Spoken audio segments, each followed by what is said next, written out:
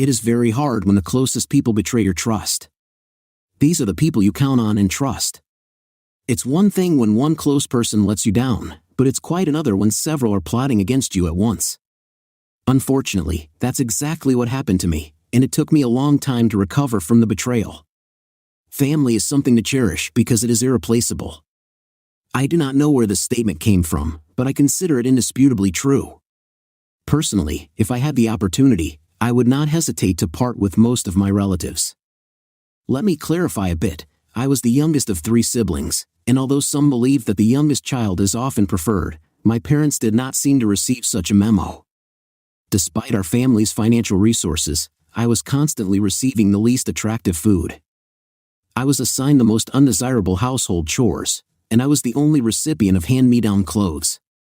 This may seem like an exaggeration, but a good example is that I didn't try a piece of white meat chicken for dinner until my older sister left for college when I was 14. Back when there were no TV remotes, I was always assigned to switch TV channels in the family. Wherever I was in the house, I was always the one who had to answer the call to change the channel before the start of the desired program. It was almost like a modern version of Cinderella and her stepsisters. But everything changed when Susan Marsden came into my life. One day, my brother Wayne and I watched as a moving truck pulled up to the Johnsons' old house 3 houses away from us. A dark blue Chevrolet station wagon was parked in front of it, from which a man, a woman, a boy, and a blonde, blue-eyed girl got out. My heart was pounding, sweat stood out on my forehead, and my stomach rumbled, a feeling that would become all too familiar in the years to come. Jeffy and the blonde were sitting in a tree, Kissing. First comes love, then comes marriage, then Jeffy pushes the baby carriage, Wayne sang playfully. At the age of 8, I still didn't fully understand the meaning of the rhyme, but I knew enough to be embarrassed by Wayne's hint that I had fallen in love with the new girl. No boy my age wanted to admit it, even if the girl looked like a blonde-haired, blue-eyed angel. Girls were considered untouchable. Despite the confusion in my head, I couldn't bring myself to admit this to my annoying 10-year-old brother. Wayne was noticeably bigger and heavier than me, which meant that I wouldn't stand a chance in a fight despite my previous unsuccessful attempts. But I was determined not to appear weak in front of the most amazing girl I'd ever met.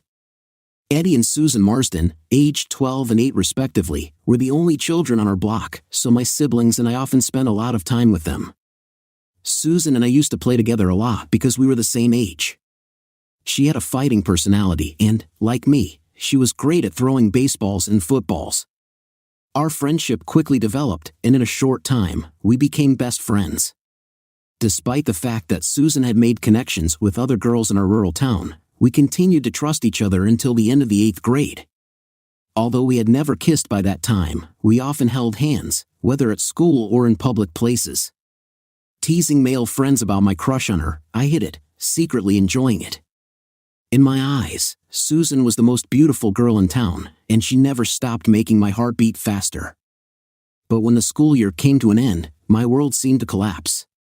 Josh Archer, the quarterback of our freshman football team, invited Susan to prom, and she gladly agreed. This news made me feel completely overwhelmed like I had never felt in my young life. I thought we were in a relationship, I whispered when she started talking about her date, trying to contain my emotions. Well, you've never officially asked me to be your girlfriend. And besides, he's just a senior and the quarterback of the freshman football team, she said in a happy tone. Yes, of course, I said, moving away from her and the group of giggling girls. As I was entering my house, feeling empty, my brother came up to me. He looked like he was going to give wise advice, as befitted the knowledgeable sophomore he pretended to be. The blonde beat you up pretty good, didn't she? He taunted, using an expletive that made our mother turn her head. Even Wayne's punishment for swearing didn't ease the pain of losing my girlfriend. Mom tried to comfort me by saying it was just one date and didn't mean Susan didn't like me anymore. As if I could believe it.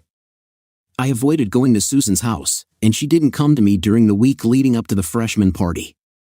I resisted the urge to stay outside to see her when Josh Archer's father came to pick her up. Susan looked great, my brother said when he returned home shortly after Mr. Archer left. For the rest of the school year and the summer, Susan and I kept our distance. We exchanged waves, but neither of us took the first step to start a conversation.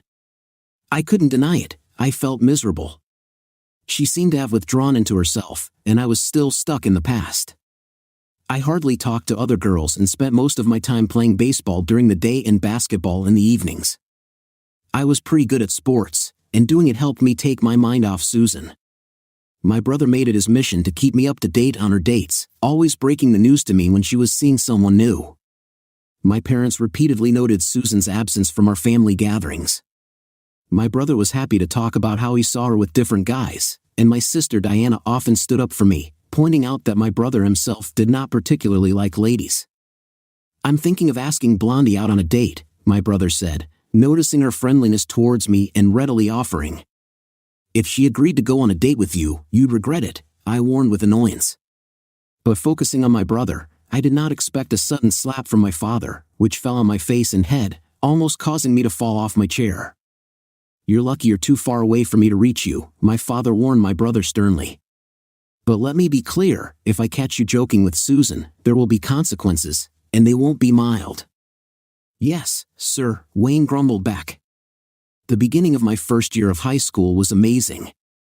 Previously, most of the girls except Susan did not pay attention to me, but now I was the center of attention since every attractive freshman was interested in getting to know me better. Over the summer, I grew up and gained weight. My long dark brown curly hair and big brown eyes gave me a decent look. I found that there were advantages to not being around Susan all the time. At first, I was surprised by the attention the freshman girls gave me, but to be honest, I liked it. I went on dates with several girls, but in the end, I chose as my girlfriend a petite, charming red-haired girl with striking green eyes. Erin Griffin was always full of energy, and it was nice to be with her. She earned a place in the freshman support group, and her attractive smile and full lips made every kiss with her delightful. Everything seemed to be going well in life. 2 days after the Christmas dance, my mother brought Susan to my room and told me that a guest had come to see me, asking me to keep the door open. Susan and I both blushed. "Jeff, I need to confess something. Last year, I made the mistake of going on a date with another guy while we were together, but I was too scared to tell you," she said. "Since then, I've dated a few other guys and realized that you're the best. I want us to be together again." When Susan came into the room, I was sitting on the bed, immersed in a book. While she was talking, I sat motionless, taking my time to think about her words. After a short pause, I nodded in agreement. "If we move forward," I began firmly, "then we should have no room for doubt. You're my girlfriend, which means you can't have any relationship with another guy, no flirting, no kissing, nothing like that. If I find out about something suspicious, it will be over forever." "I understand," she whispered back. "First of all, I have to end my relationship with Erin. She's an amazing girl, and I have strong feelings for her," I confessed. "I saw how close you were at the Christmas dance. I couldn't get rid of the feeling that I should have been there with you and not with some other girl," she replied. Erin took the news better than I expected. I knew that I was to blame for the breakup with her, but Susan and I quickly restored our relationship. When we were walking together, I couldn't resist kissing her and running my hand over her arm. Each time, it made her raise an eyebrow, after which she quickly smiled. She was not only my partner in every sense of the word, but also my best friend.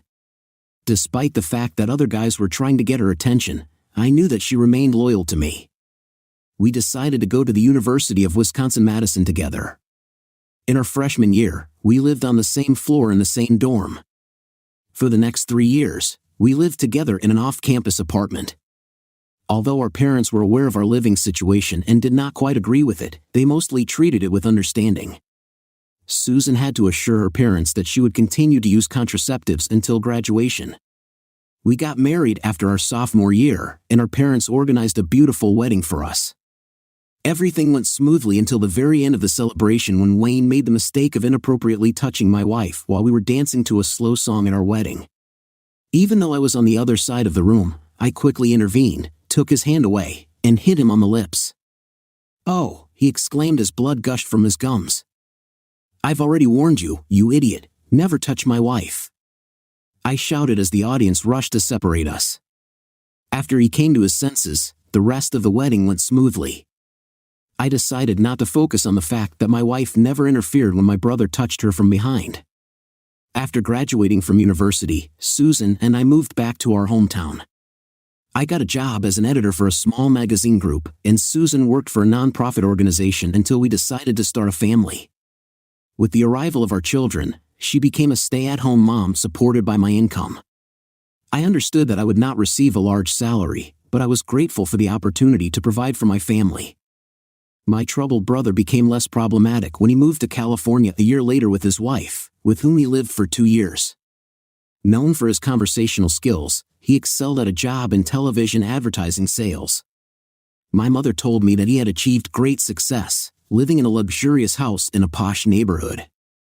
I was genuinely happy for him, although I couldn't help but feel a sense of relief knowing that our meetings would be rare. Time, as it often happens, flew by quickly. After 2 years of marriage, Marianne appeared in our lives, becoming the center of my world. 2 years later, Will joined our family, adding to it.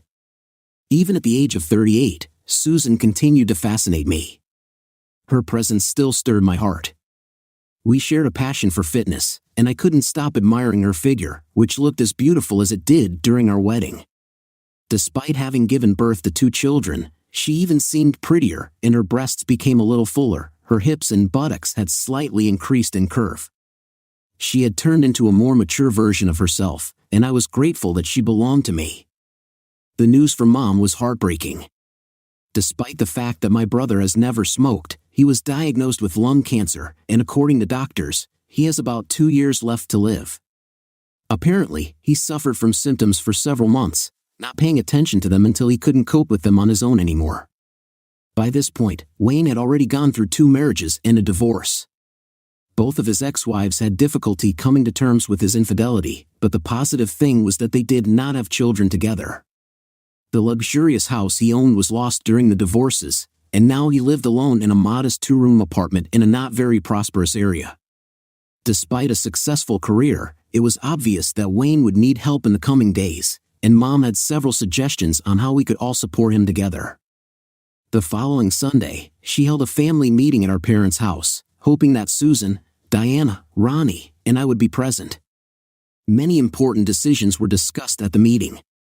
Wayne made it clear that he wanted to stay in his house as long as possible, although it was difficult for those who had to help him since the rest of the family lived far away. After much discussion, it was decided that the 3 women in the family, my mother, sister, and wife, would take turns living with Wayne and helping him. Since my wife was unemployed and our children were old enough to help around the house, Susan took turns staying with Wayne every 4 weeks, which essentially allowed her to spend twice as much time as my sisters and mother. In contrast, my working mother and sister took turns staying with us for 2 weeks at a time. According to the schedule, Diana stayed for 2 weeks, and Susan stayed for 4. My mother would stay with us for 2 weeks, then she would stay with Susan for 4 weeks, after which the cycle would start again. I was surprised by such a detailed schedule and asked my wife about it. "I know you have more leeway since you don't work, but you also have 2 children to take care of at home," I said. "Marianne can now drive a car and help take Will to sports training and other events," she replied. "The 3 of you will have to be more efficient when I'm not at home. I will have to be more organized in the future. We have to support Wayne as a family," she said firmly. I couldn't disagree, even though I knew that the main burden would fall on me. Despite the difficulties, Wayne was family. The children and I would find a way to adjust. We communicated with Wayne via video link from our parents' living room. His gratitude to the women who offered to help brought us all to tears. It was like we were in a heartwarming scene from a movie on the Hallmark Channel. Before Susan left for her first shift in California, the kids and I gathered for a family meeting. We all knew Wayne needed help, and the kids promised to assist while Susan was away. In addition, Susan took the time to prepare a few dishes in advance before leaving for Wayne's. "I appreciate everything you do for the family, dear," I expressed my gratitude to Susan. "Don't fall for his manipulations and don't believe his lies," I advised her. She nodded tearfully and walked through the airport gates. While Susan was on her first shift in California, the kids and I kept in touch with her every day. She assured us that Wayne was fine and still able to handle most responsibilities. When she returned, the 3 of us eagerly went to the airport to meet her. The 2 weeks she spent at home passed quickly, and before we knew it, she was back in California. She was cooking for us again, and the four of us enjoyed spending time together. When she was around, it seemed that our family had become even more united. During a conversation with Susan during her second shift in California, it seemed to me that something was wrong, although I couldn't figure out what exactly. I didn't want to ask the kids if they felt it too. Susan seemed distracted during our conversation, which led me to believe that Wayne's condition was deteriorating faster than we had anticipated. My wife was very worried about the situation. I convinced her many times that we could make a difference if it got too hard for her. "No, it's okay. Sometimes I just need to remember how lucky we are to have each other," Susan said. "Wayne doesn't have a wife or kids, and he was alone except for us and our mom when we were around.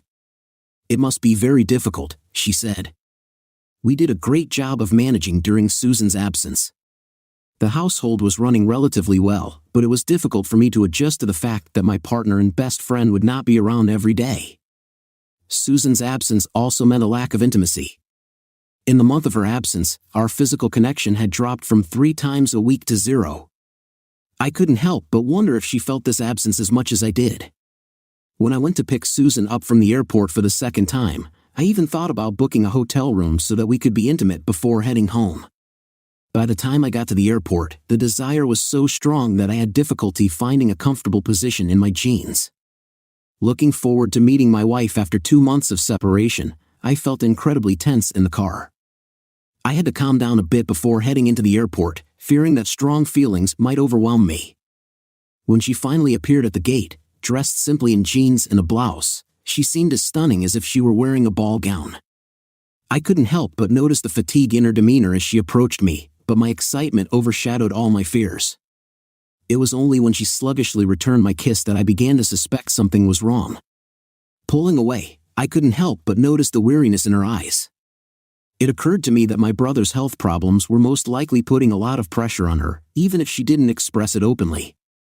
Another selfish thought flashed through my mind, but I quickly pushed it aside. The excitement I had felt earlier dissipated when I gave Susan a ride home. Our conversations were minimal, and a sense of awkwardness hung between us. When we arrived home, the children immediately surrounded their mother, easing the tension between us. For the next hour, they chatted with her, and her tired smile assured them that everything was fine, at least in their eyes. After putting the kids to bed, I went over to Susan and asked how she was feeling. "How is taking care of Wayne? Is it getting too hard for you physically or mentally?" I asked. To my surprise, she looked more energetic than usual.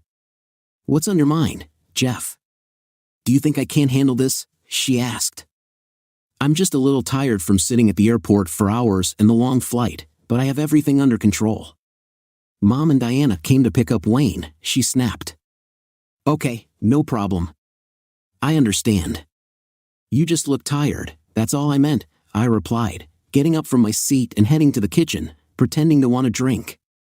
Knowing that I had work the next day, I went to bed at 11 o'clock, trying to convince Susan to join me for reasons I thought were understandable but apparently not clear enough because she told me that she planned to stay up a little longer. My jaw probably dropped to the floor when she said that. After a month of being alone, I found myself craving intimacy, but Susan seemed uninterested. It was clear that something was wrong. The next evening, after getting a good night's sleep, my wife seemed to be in a better mood. She cooked a lovely dinner and seemed more cheerful, but something in her smile was not quite right. We had intimate moments in bed that night, but I couldn't shake the feeling that she wasn't fully present. It made me wonder if she really cared. I wasn't the only one who noticed the change in Susan's behavior. On Friday, Marianne suggested a walk after dinner. As we were walking, she asked me, "Dad, what's going on with Mom? It seems that something is wrong. Did you do something?" I understood what Marianne was getting at. I didn't get an answer, but I couldn't shake the feeling that the only problem I had was just being myself. "Uncle Wayne's health seems to be deteriorating rapidly, and I think your mom may be struggling with depression and having difficulty communicating with us," I suggested. My daughter is perceptive, and my words didn't seem to have completely calmed her down. "Do you think she might have developed feelings for Uncle Wayne? Their bond has become even stronger because of his illness." I noticed that she was chatting with him on the phone, and her behavior resembled that of a teenager in love. When he called her, she didn't seem to notice my presence, and her giggles and flirtatious comments were quite disturbing. They are not exactly suitable for a married woman. What should we do in this situation? To be honest, I'm not sure, I admitted. If it's just a temporary infatuation caused by their relationship, I can ignore it. But if it goes much deeper, then I adhere to traditional values when it comes to marriage obligations, Marianne. If she breaks these vows, it could turn into trouble for us. I pray she doesn't do it. Dad, I don't want you to go through a divorce, but I'll understand if she crosses that line, Marianne said. Susan seemed almost glad to be heading back to California the next Sunday. I experienced a combination of relief and irritation. In the 2 weeks that she was at home after a month apart, we were close only 6 times. Our connection, both in and out of the bedroom, was lacking, and it seemed that we were more like friends with privileges. As she headed for the exit, I suggested that she consider hiring professional help for Wayne if it got too hard for Mom or Diana. I reminded her that we need her for the family and she shouldn't leave us for Wayne. In response, she snapped back, "How dare you? I'm working hard to take care of your brother, and you're sitting back. You may think I'm selfish, but I'm not stupid. If I get too involved with Wayne, it could damage our marriage," she reasoned. The next evening, I talked to my parents about my concerns. Unfortunately, my mother dismissed my concerns and even called me an egoist when I said that I would not allow my brother to interfere in my marriage, even if he found himself in a difficult situation. I felt uneasy.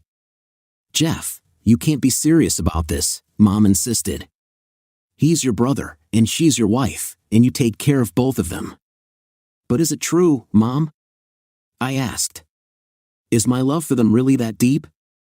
My mother's answer disappointed me, but my father's indifference did not surprise me.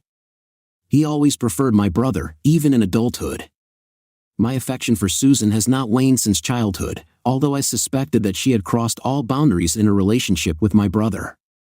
My feelings for her made me give her credit, even if it was a test for my self-esteem.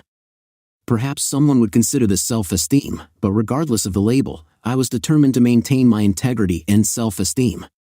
My daughter was ready to help me with my plan. She secretly took Susan's keys while she was at home and made a duplicate. I planned to visit my brother's house without warning. I was ready to stay there for a long time if necessary to personally verify the truth of what was happening.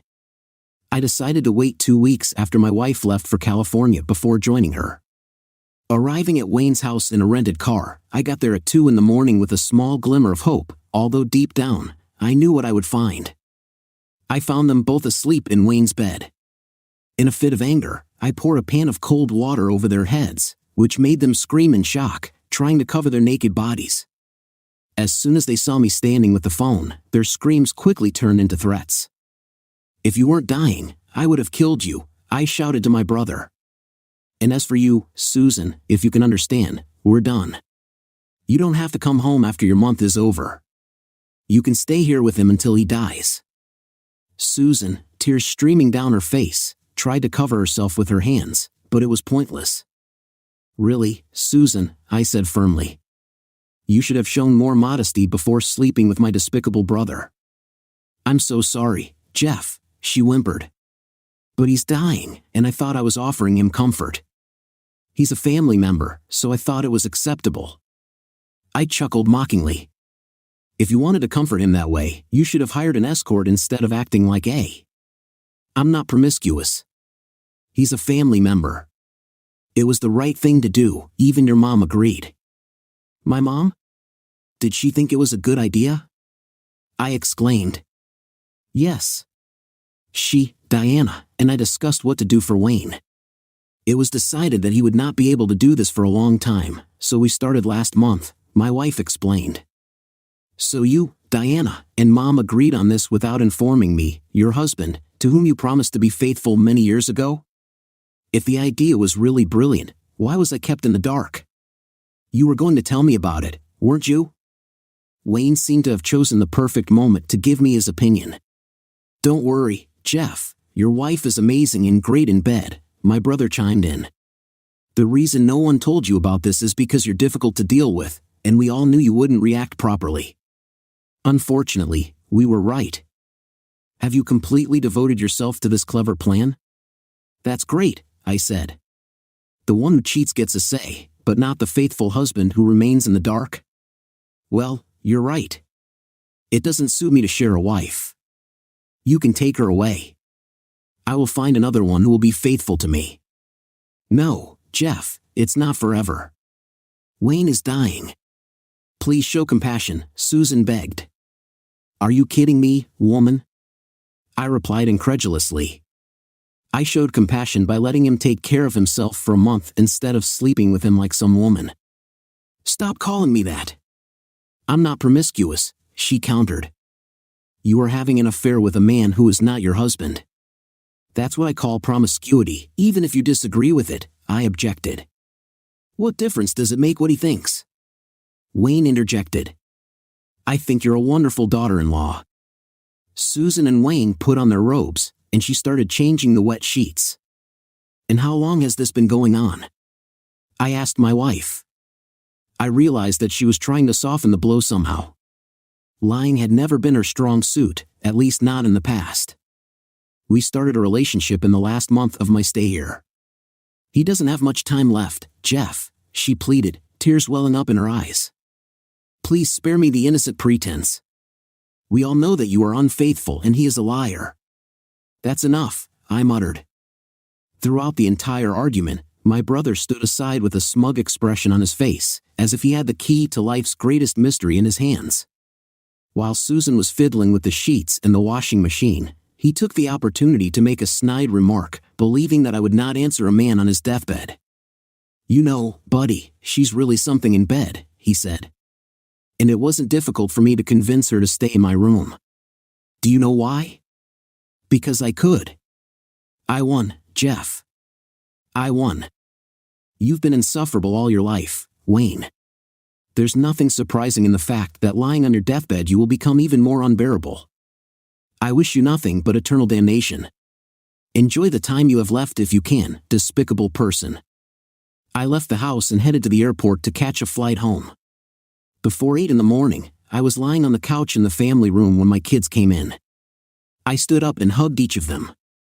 Since you returned so early, it means that everything did not go as planned, Marian expressed her disappointment, exclaiming, I really hoped that my parents would stay together until I graduate from high school. She seemed to believe her brother, and he nodded understandingly. I'm really sorry, Will. I should have talked to you about it too. I was hoping you wouldn't notice what was going on, and I wouldn't have to explain, I confessed. I've loved her for so long. Is that true, Dad? Aren't you going to forgive her? My son asked. Marriage and fidelity are complicated concepts, Will. When one partner betrays the other, a simple apology will not get rid of the pain and betrayal. It's like committing a serious offense and then apologizing. The damage has already been done, so how sincere are the apologies? She broke my heart, destroyed my trust, and disrespected me. Just apologizing is not enough. I've made that clear. The pain reflected in his eyes showed that he understood what I was talking about. Nowadays, children seem to grow up fast. Given that the divorce rate exceeds 50%, it's likely that he knows many peers whose parents are no longer together. How about pizza for dinner tonight? I don't feel like cooking, I suggested. They both nodded in agreement. While we were eating a large pizza with pepperoni and sausage, I opened up to my children and told them everything. Of course, tears were shed, and I admit that many of them were my own. I also took the opportunity to tell my children about the dishonesty of their mother and uncle. To my surprise, they were just as shocked and angry as I was. I couldn't help but notice that neither my mother nor my sister made a single attempt to apologize or explain the situation. I was sure Susan had already talked to both of them. I expected a quick and decisive reaction from the women in my family. The next day, I wasted no time in setting up an appointment with the lawyer I had contacted before going to California. I had a premonition of what I would find at my brother's house, and this trip was only supposed to confirm it. Although I secretly hoped that I was wrong, deep down, I knew that it was unlikely. It's like trying to make a quick movement in front of a mirror and hoping that it doesn't catch all the details, although it always does. It may seem ridiculous, but that was the reality we all faced. A similar situation had occurred before, hadn't it? That evening, Mom was the first to reach out to her sister, but her words sounded more like an attack than an apology. It seemed that the women decided to take an aggressive stance as a defense mechanism. "He's seriously ill, Jeff. She's just trying to comfort him these days," my mother insisted when I answered the phone. "And don't forget that he's a family member, not a stranger," she added. "She's my wife, Mom," I replied firmly. I was shouting into the phone, feeling a surge of anger. She had no right to do what she did. Perhaps you could have intervened, but instead, you and Diana encouraged her to give Wayne something that was meant only for me, without even discussing it with me. He has been in love with her since childhood. It wasn't a favor, Mom. His illness did not give him the right to her love." Mom sighed. When I first swore this to her, I used an unusual tone. I foresaw that there would be even more swearing in the future. "Don't you dare use that language," she said before I hung up. I didn't think she was capable of lecturing me. As soon as I finished talking, the phone rang again. "How dare you?" I turned off the phone again but immediately got another call. This time, there was silence on the other end. "Maybe old habits can be changed, Jeff," she asked cautiously. "You're not going to hang up on me again, are you?" "I have new rules, Mom," I replied. "If you try to lecture me, I'll hang up on you. You lost that right when you encouraged my wife to cheat on me with my brother, all because he's dying. You're my mother, for God's sake. You shouldn't encourage my wife to cheat on me, even with my dying brother. What kind of mother would do that to her own son?" "But he's on his deathbed," she exclaimed, suddenly flushing with renewed vigor. "To hell with him, to hell with him, to hell with him," I shouted back. His impending death does not justify the fact that he ruined my marriage. It doesn't excuse her betrayal, and it doesn't excuse you and Diana for condoning her actions. This situation won't ruin your marriage if you don't let it happen. He's going to leave us soon, and you and Susan can start over with a clean slate. You don't even have to think about him," she said. "But he will always haunt my thoughts, and maybe Susan's too," I objected. "Is there really no place in your heart for forgiveness?" Mom asked. "No, it's not left," I admitted. "Would you forgive Dad so easily if he had an affair with Belinda Parker?" "Belinda Parker? The blonde who lived across the street when you were kids?" I heard the excitement in my mother's voice at the mention of Belinda's name. As a teenager, I remember how the beautiful Belinda Parker and her husband moved into the house across the street. Belinda, who was about 10 years younger than my mother, often attracted my father's attention when she walked to the mailbox in her tiny bikini in the summer. At the mention of Belinda, my mother made snide remarks at the dinner table, probably because of my father's obvious admiration for our younger neighbor.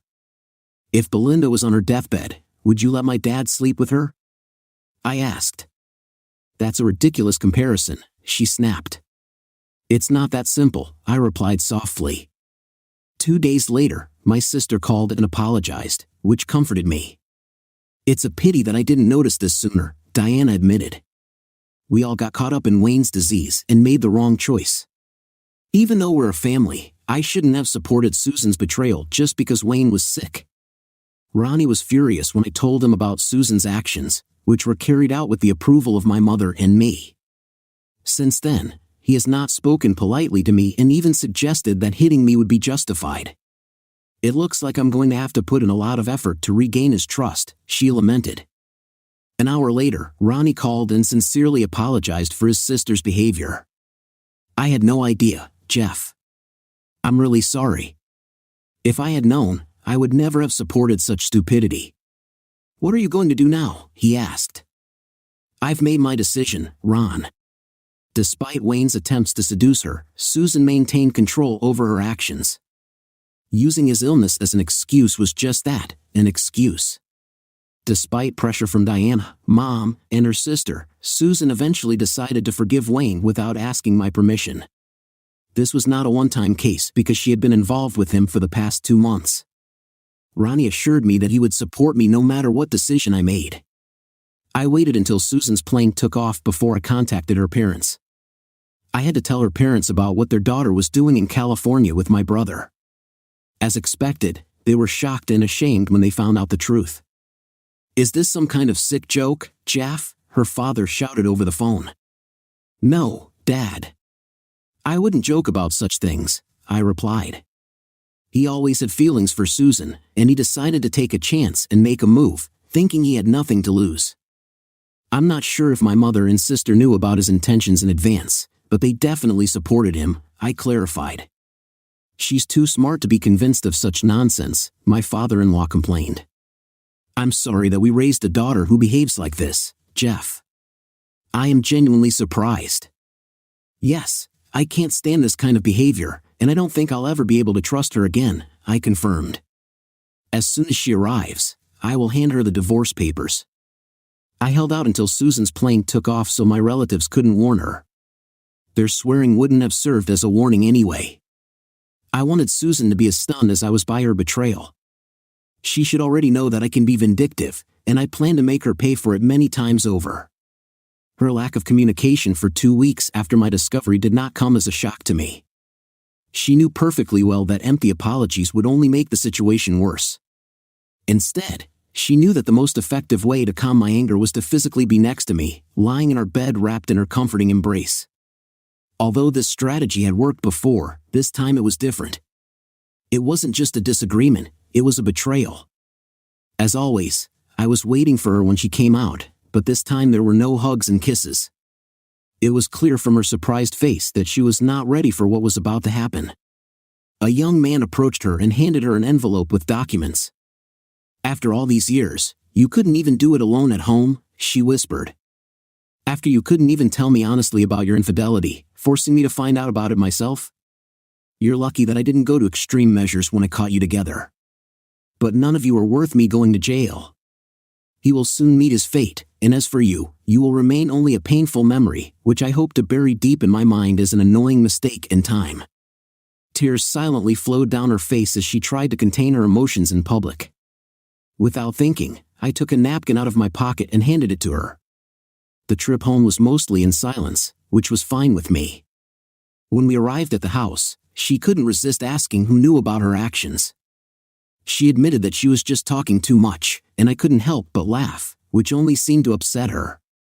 "The kids and your parents are aware now, and they're not happy about it. My family already knew, except for Ronnie. When I told him about his wife's involvement, my brother-in-law was furious. Their marriage is now in jeopardy because he is furious that she supported my wife's heartless betrayal of me."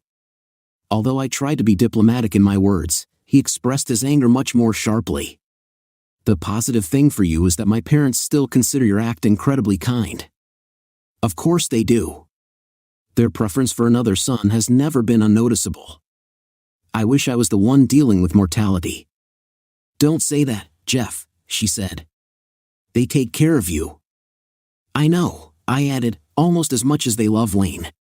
When we returned home, the children greeted Susan with only a hint of excitement. She was upset by their lack of enthusiasm for her return. If I hadn't convinced the children to show respect to Susan, she would have been heartbroken. Later that evening, Susan's parents called and were annoyed.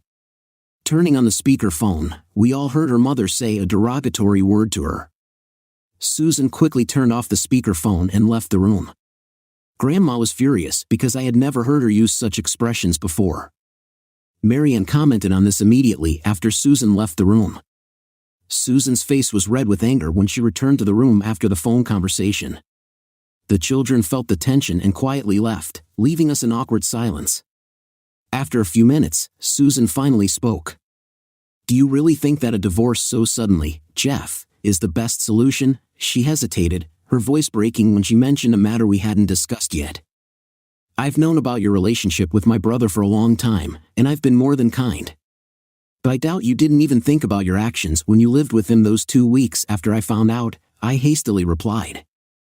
Her face contorted in annoyance, which further reinforced my doubts. "He's not okay, Jeff.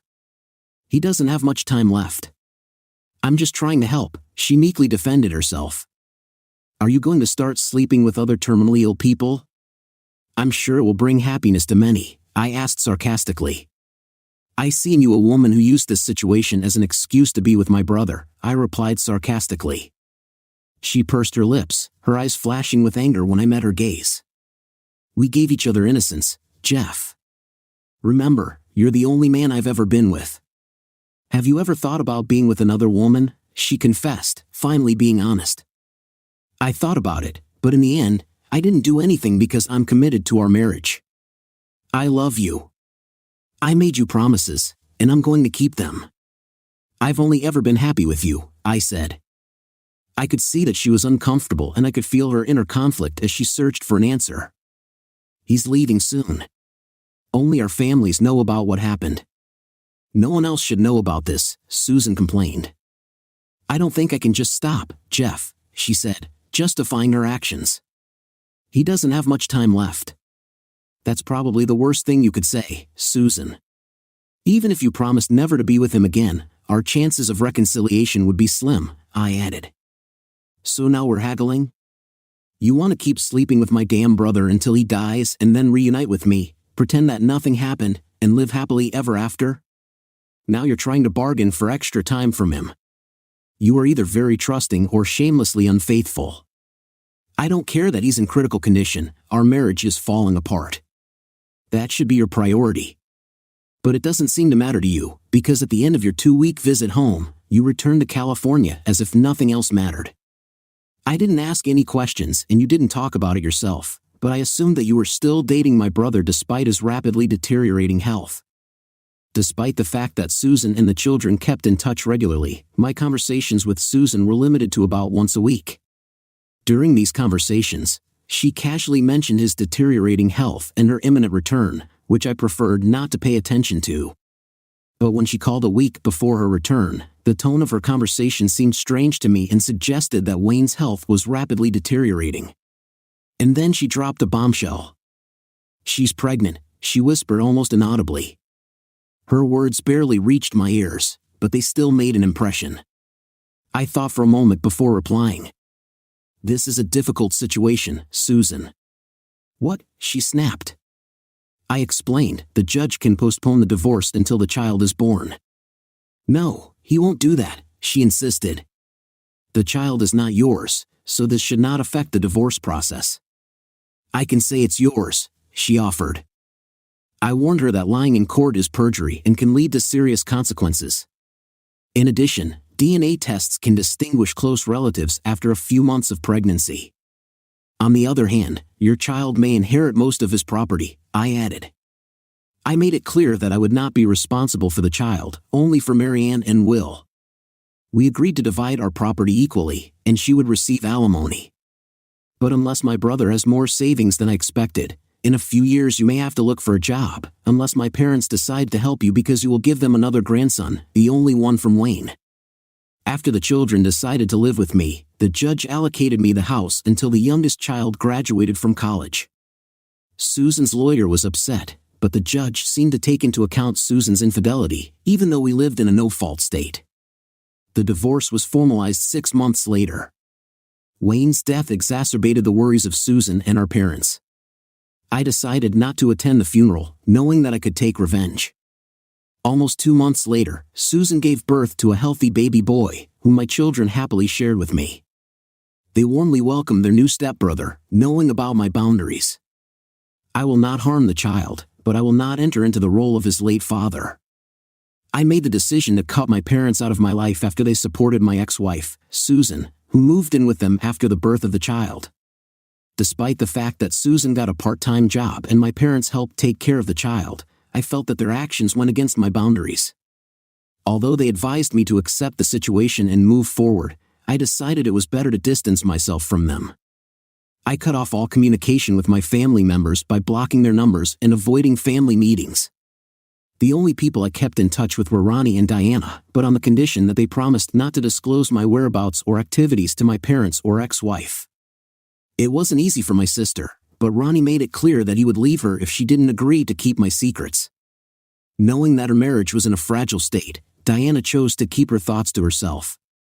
My children were sympathetic to my choice and never objected to my absence from family events. We often celebrated holidays and birthdays a day or two later than the rest of the family. The only times I made exceptions were my children's weddings. I assured them both that I would not let my ex-wife or previous family members stop me from attending important events for them. I left it to them to convey to the rest of the family that I would not tolerate disrespect. I swore an oath to my children that I would not spoil their weddings. When my daughter got married 6 years after the divorce, I proudly walked her down the aisle and then sat next to my ex-wife on the bride's side in the front row. Susan tried to take my hand, but I quickly pulled away, making my feelings clear. Marianne ordered me to sit with family friends, not at the main table.